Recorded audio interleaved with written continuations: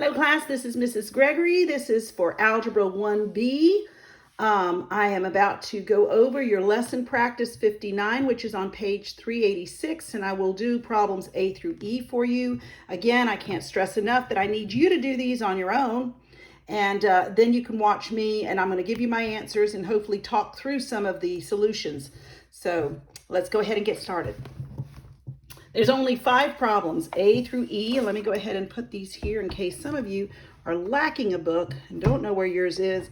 But here's A, B, C, and D. So take a look at that. If you get a chance, stop the video, do them now if you haven't done them. And let me give you E.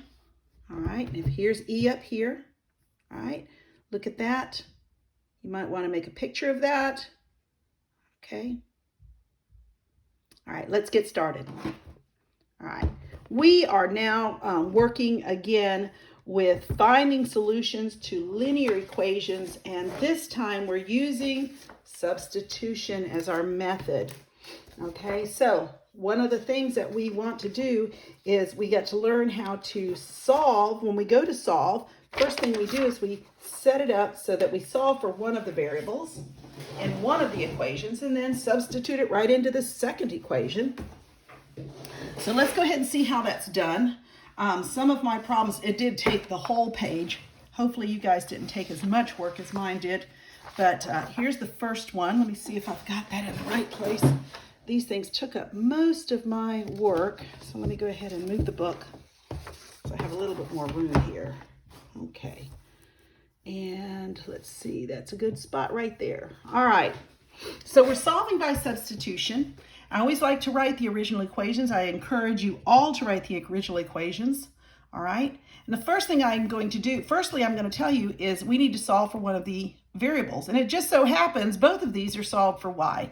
So there's no solving for a variable right now because all I'm going to do is I'm going to put equation 1 into equation 2, all right? So I'm going to say wherever there's y, which is 4x minus 3, I'm going to dump it right into equation 2. So that's how come I end up with 4x minus 3 equals 3x minus 5. All right, let me see if I get a pen right here, and you can see that this is my y from equation 1. All right? Now I just solved for x here, all right? I moved my x. I want to get all the x's on one side. I'm going to isolate my x's and move everything else to the other. So I moved my x here, that goes to 0, and we end up with x minus 3 equals a negative 5. To get rid of this negative 3, I add 3. These are opposite numbers, and they go away to 0. And we end up with x is equal to a negative 2. All right, here's half the answer because you have not finished. All right, now we got to find y. So I'm going to take this x, what I know, and I'm going to put it into either one of my original equations. It really doesn't matter. But I said I'm going to substitute x to the x equal negative 1, and I'm going to go right into equation 1, and I will solve for y this time. So I put my original question, y is equal to 4x minus 3. I load in my negative 2. I end up with y equals a negative 8 minus 3, which gives me y equals a negative 11. All right, so here's my ultimate solution. Here's the final answer that I would write down. The solution is this. And as we do remember, hopefully you remember that both of these are lines, straight lines. And wherever the two lines, if I have a line here and another line here, this place where they intersect is the solution. And apparently our solution is at negative 2, 11, okay? Now to check it, and I've done this with all of them, I said take this and put it in either one. And I chose equation 2. Since I'd already used equation 1, I said, well, let's dump it into equation 2. And wherever there's y, I put 11. And I said times 3 times a negative 2. And I said, does negative 11 equal 3 times negative 2 minus 5? And it turns out it does, because this becomes a negative 6 minus 5. And it with negative 11 equals negative 11. So this is my correct solution. All right, just want to make sure we are all understanding this. If you need to. If you're not getting the same answers as me after you've seen the explanation, my recommendation is to do it again without me and then see if you come up with the same solution. All right, let's go on to B. Of course, you have to know that when I write these things out, I have issues with writing out the correct one. So let me go ahead and start here. B says we have x equals 3y minus 11. That's my first equation, and I went ahead and gave it a name. And then I have 5x, and this is a plus, by the way, because you know me, I can never do it right the first time. 5x plus 2y equals a negative 4. All right? So I normally what I would do is look to see if I can solve for one of the variables, and it turns out that x is already here solved. So what I'm going to do is I'm going to dump equation 1 into equation 2. So wherever there's an x, see, here's my x from equation 1, I'm going to dump it right here into equation 2. All right, don't try to solve ahead of time, just dump it in first, and now I solve. Now to solve, we have to distribute this 5. I end up with 15y minus 55, that's 5 times negative 11, plus 2y. I end up combining my like terms. 15y plus 2y is 17y minus 55 equals a negative 4. All right, so add 55 to both sides to get this 55 off this side so that my y is isolated. And of course, we don't want 17y, we just want 1y. So that turns to a 1. But whatever I do on one side of an equation must do the exact to the other. And my first thing I find is that y is equal to 3. All right, please class, we are not done because we've only found y. We have to find the x value. So now that I have at least one of those values, I can dump this into either one of my original equations. And so I decided to use equation 1. It looks like the easiest one. I'm very up for doing the easiest thing. So I put x is equal to 3y minus 11, and now I dump in my 3. We end up with x equals 9 minus 11, so I end up with x equals a negative 2. So here's my solution. All right. Now that that's my solution, I just went ahead and checked my solution by dumping it into the second equation. And it turned out that negative 10 plus 6 does equal a negative 4. So that worked. So take a moment, look at that. All right, let's go on to C. C, I believe, took 2 pages for me, so I'm going to have to show you 2 sides. But here's the original equation. Took a little longer, because the original equation says 4x plus 3y equals 2, and then the second equation is 2x plus y equals 6.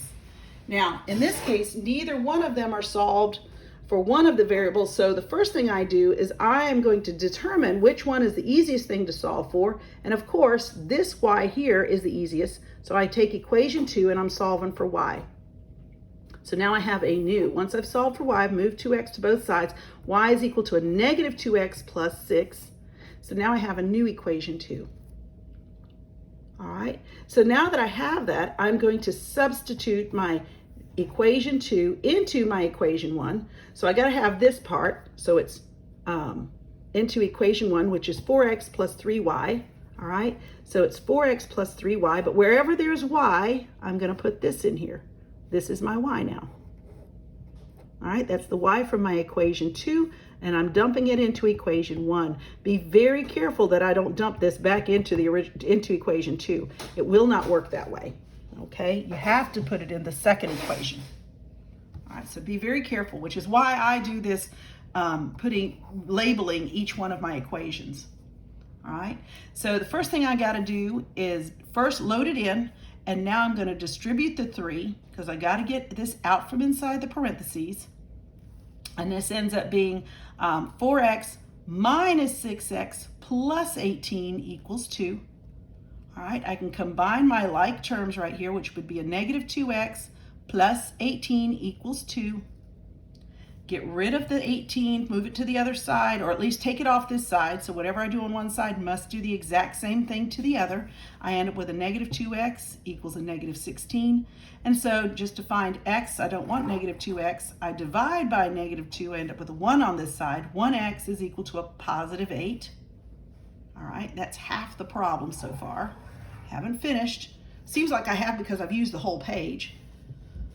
So my next step is to take this 8 and substitute it into either one. I chose equation 1. It doesn't matter, but I just chose equation 1.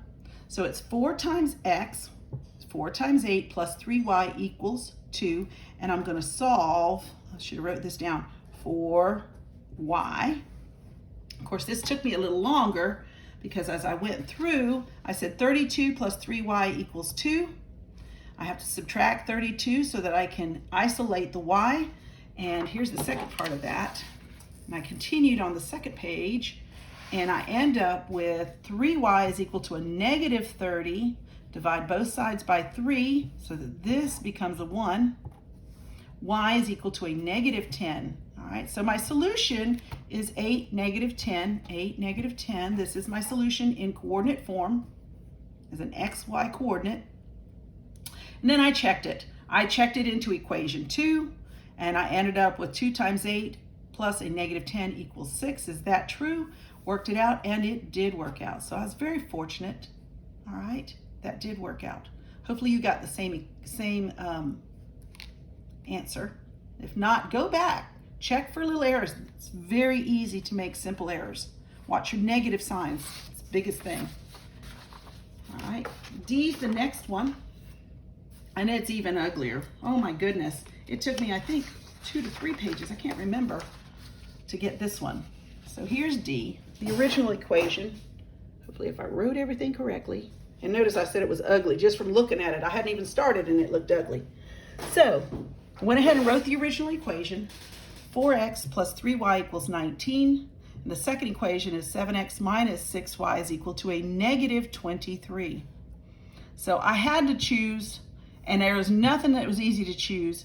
So I decided to solve for y in equation 1. I mainly choose it because there was no negative values and didn't realize I was going to have a negative value or didn't think about it. So I went ahead and subtract 4x. I end up with 3y is equal to a negative 4x plus 19. And then I have to do the most awful thing is divide everything by 3. So I end up with y is equal to a negative 4/3 x plus 19 over 3. So this is my new equation 1. All right. So now I'm going to substitute equation 1 into equation 2. And equation 2 is 7x minus 6y. So I'm taking this y from equation 1 and I'm putting it here in equation 2. All right, this is my y. Equal, okay, so I loaded it in with the fractions and all, and I went ahead and first thing I've got to do is I've got to distribute the 6. So what I ended up doing, I ended up with 7x plus, because negative 6 times negative 4/3 is a positive 24 over 3x.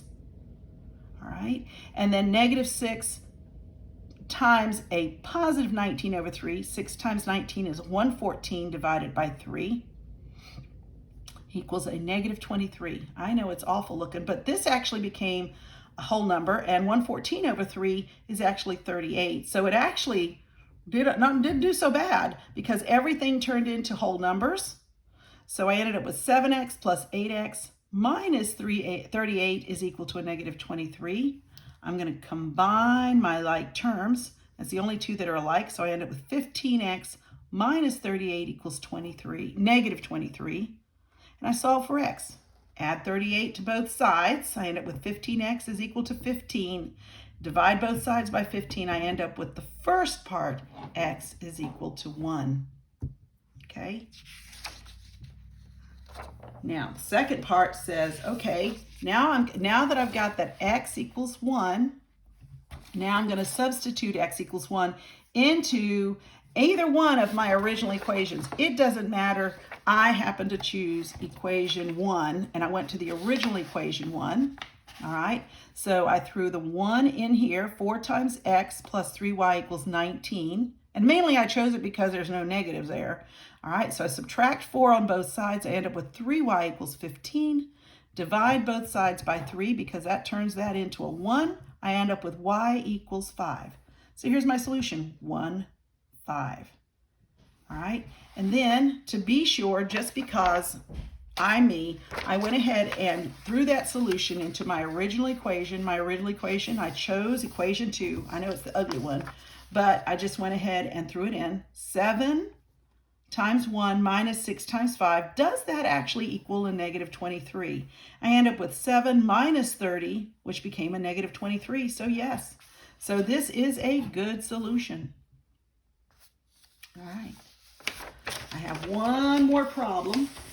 It's a word problem. I might have to look at this a couple times, but I tried to write it out. It's not a terrible word problem, but it's not an unusual one that you would see a lot of times with these kind of problems. All right. The original problem says the cost of 5 books and 10 pencils is $36. And it says the cost of 2 books and 40 pencils is $18. Now here's the final question. How much do books cost and how much do pencils cost? So I've got to find the value. How much does each book cost and pencils? All right. So the first thing I do is I set up my variables. B is equal to books. P is equal to pencils. It's actually the cost of each book. And this is the cost of, because we're dealing with money. So be very careful, because I have a tendency to forget. But I went ahead and wrote this out because these are in dollar signs somehow. But I translated this to 5 books plus 10 pencils is equal to $36. And my second equation says 2 books plus 40 pencils is equal to $18. So there's my system of equations right there. Okay, so again, I'm going to do this just like I did before. I'm going to look for a variable that I need to solve for one of my variables in one of my equations, and I'm looking for the easiest one. And when I looked at this, all right, this is 5, 10, but this is a 36. It wasn't a multiple of 5, so I was going to end up with fractions there. I didn't want to do that. Then I looked at this. This is 2, 40, and 18. I noticed that everything is divisible by 2, so I decided let's use equation 2 and solve for b. And that's what I did. Solve for b in equation 2. So I did that. 2b plus 40p is equal to 18. Subtract 40p from both sides. I end up with 2b is equal to a negative 40p plus 18. And of course, I've got to divide by 2. And if I divide by 2, I've got to divide each one of the terms on the other side by 2 also. All right, and I end up with b is equal to negative 20p plus 9. So this is my new, I'm going to write down my new equation 2. This is a new one. Now they still equal each other. These are equivalent equations. It's just this is written different. It's solved for b. All right, let's go to the second part. All right, and I'm going to try to keep some of this up. It took me a little bit more time, but I went ahead. Let me go ahead and do this, and hopefully this is helpful to you guys.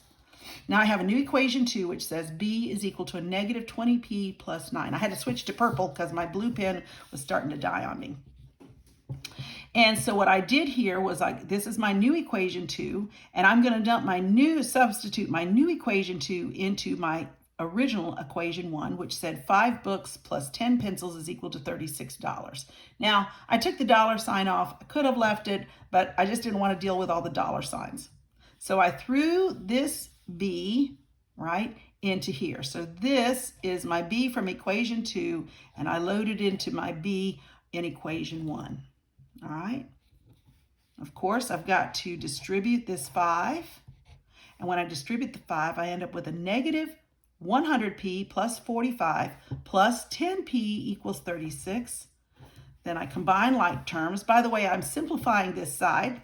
All right. And as I simplify, I ended up with a negative 90p plus 45 equals 36. All right. Now I'm going to isolate the p. Once everything's been simplified, we isolate. So I subtract 45 from both sides because I want this to be by itself. All right, I end up with a negative 90p equals a negative 9. Now, divide by 90 on both sides. I end up with p is actually equal to a positive 1 over 10, or you see it as 10 cents, 0.1. All right, because we're dealing with money. So each pencil cost a dime. That might be a little confusing when you see it this way, but notice that 1/10, this is money, is 0.1, and 0.10, by the way, is 10 cents. All right. Well, now that I know that p is equal to 0.1, I can leave it as 1/10, but I like dealing with 0.1. I'm going to load it into my equation number 2. It doesn't matter. At this point, because I have a value for p, I can put it into either one of my original equations. It doesn't matter. And I happen to choose equation 2. So I threw 2 times b plus 40 times my new value of p, 0.10, equals 18. This ended up being 40 pencils at 10 cents a piece, cost me $4. So 2b plus 4 equals 18. All right, solve for b by subtracting 4 on both sides and then dividing by 2, because we know that turns into a 1. Let me make sure we're in the picture here. All right, and I end up with b. The cost of each book is $7. There you go. So there, let me get my third page. So my solution is this. Each pencil costs 10 cents and each book costs $7. And here's my check. Go back to my original equation. For each book, it was $7, so that's $35. 10 pencils cost me $1. So 35 plus 1 is $36 equals 36. So this worked. Okay. Hopefully that was helpful. Hopefully you had no more questions than that. You are always welcome to call me. You're always welcome to try to get a hold of me. I've given you my new number on your email that I sent at the beginning of the week. So please feel free to give me a call, and we will talk to you later. You guys have a great day.